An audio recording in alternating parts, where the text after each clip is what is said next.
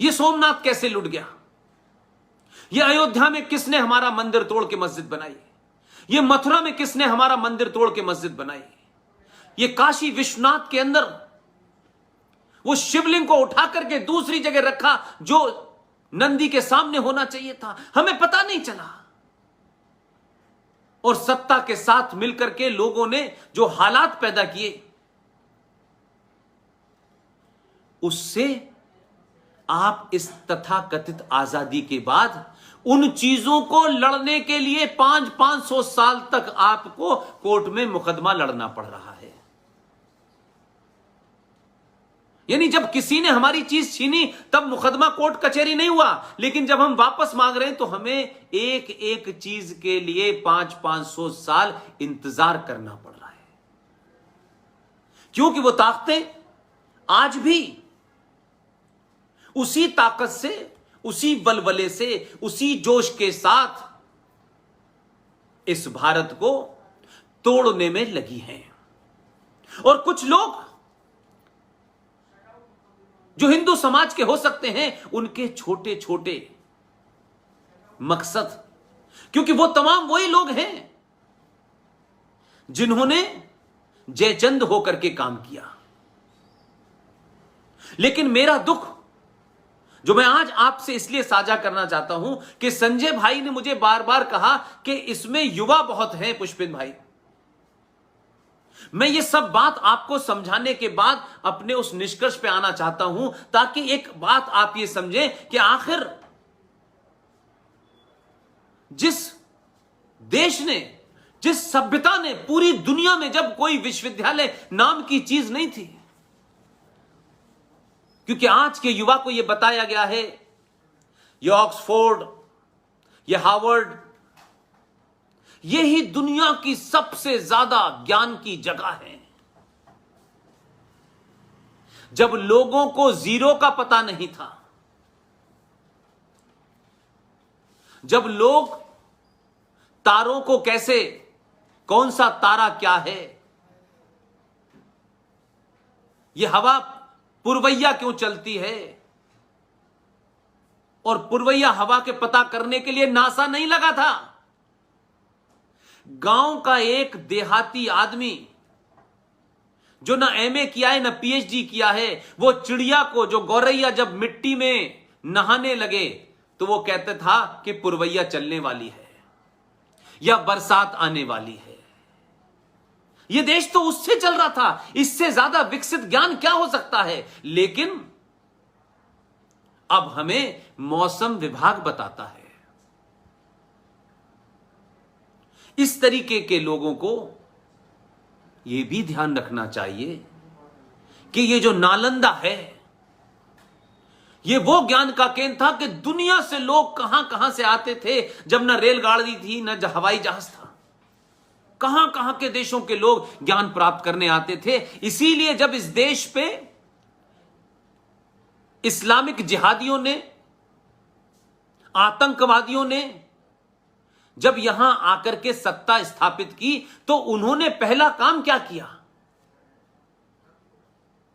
उस बख्तियार खिलजी को हिंदुस्तान में आके अपना राज स्थापित करना था, वो करता कोई दिक्कत नहीं थी, लेकिन उसने राज स्थापित किया और आपकी नालंदा विश्वविद्यालय में आग लगा दी, क्योंकि वो खुद जाहिल था और जहां से आया था वो बहुत बड़े जाहिल हैं,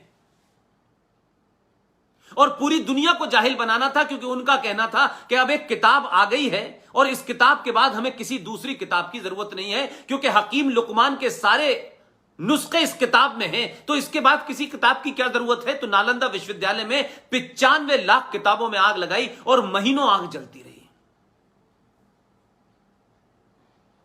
तो सवाल सबसे बड़ा यह है कि आज 1947 के बाद के भारत पे जब मैं बात करता हूं, तो ये मेरी पीड़ा भी है, गुस्सा भी है कि आज का भारत, जो लोग सत्ता में हैं, इसलिए मैंने गुजरात के एक भाषण में कहा, जब समाज जागरूक होता है, जब समाज को अपने राष्ट्र के प्रति चिंता होती है, अपनी आस्थाओं की चिंता होती है, अपनी संस्कृति की चिंता होती है, परंपराओं की होती है, सरोकारों की होती है, वो समाज सत्ता पर दलालों को हटा करके ऐसे लोगों की स्थापना करता है जो राष्ट्र को बचाएं, जो राष्ट्र के तमाम जितने भी उनकी आस्थाएं हैं, तमाम जितनी भी परंपरा है, संस्कृति, उनको मजबूत करे। कुछ कुछ ऐसा एहसास लोगों को हुआ। इस एहसास ने आपको अगड़ों में, पिछड़ों में, ब्राह्मण में, ठाकुर में, दलित में, यादव में, इसमें, उसमें, ये जो आपको बांटा गया और आप बटे और आप डरे हुए थे इसलिए आप बट गए, और बटने के बाद आपका सबने फायदा उठाया और उन्होंने अपने उन मंसूबों को आपकी बुनियाद और आपके कंधों पे रख करके अपने मंसूबे पूरे किए। लेकिन जब आपको यह समझ आया कि हम कौन हैं, क्या हम सिर्फ यादव हैं, क्या हम सिर्फ दलित हैं, क्या हम सिर्फ कुर्मी हैं, क्या हम सिर्फ शेड्यूल कास्ट हैं, जब आपने कहा हम ये नहीं हैं और आपको बोध हुआ, तो आपने अपने आप को पहली बार आपको लगा हम सब सनातनी हैं। और जब आपको सनातन का बोध हुआ और जब आप इस जुमले, इस मक्कारी और झूठ से बाहर निकले जो आपके नेताओं ने, सामाजिक संगठनों ने अपनी राजनीतिक दुकान चलाने के लिए चलाए कि सारे धर्म बराबर हैं, जब आपकी यह चेतना जागी कि सारे धर्म नहीं हैं, धर्म सिर्फ एक है,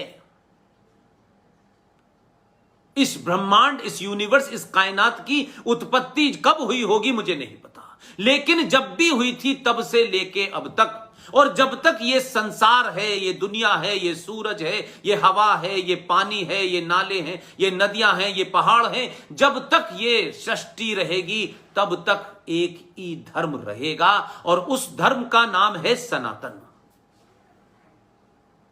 यानी आप कहें कि सनातन राष्ट्र है, सनातन संसार है। ये जो दुकानें हैं मजहब की, कोई 1400 साल पैदा हुआ है, कोई 2000 साल पहले पैदा हुआ है, इसका कोई पैगंबर है, इसकी कोई किताब है, इसमें ये करना है, ये नहीं करना है, ये करेंगे तो ये होगा, ये करना है, ऐसे ऐसे फैलाना है, ये किताबों वाले मजहबों ने पूरी दुनिया को गर्त में मिला दिया। इसलिए सनातन सिर्फ धर्म है और कोई दूसरा धर्म नहीं है, बाकी सब मजहब हैं। मजहब पैदा हुए हैं तो मजहब के मरने का भी दिन तय होगा। सनातन अनादि है, अनंत तक रहेगा। आप उसके वंशज हो जो सनातन को मानते हैं। सनातन माने साइंस, सनातन माने ये पूरी कायनात, आप उसके हिस्से हैं। इसलिए आपके संस्कारों में सब कुछ वही है। आप पेड़ की पूजा करते हैं, आप पीपल की पूजा करते हैं, आप तुलसी की पूजा करते हैं, आप गंगा को नदी नहीं गंगा मां कहते हैं, आप सूरज को प्रणाम करते हैं कि उसकी एनर्जी के बगैर ये चलेगी नहीं जिंदगी, आप अग्नि की पूजा करते हैं, आप वो सनातनी हैं। ये मंदिरों का कंसेप्ट भी बहुत पुराना नहीं है।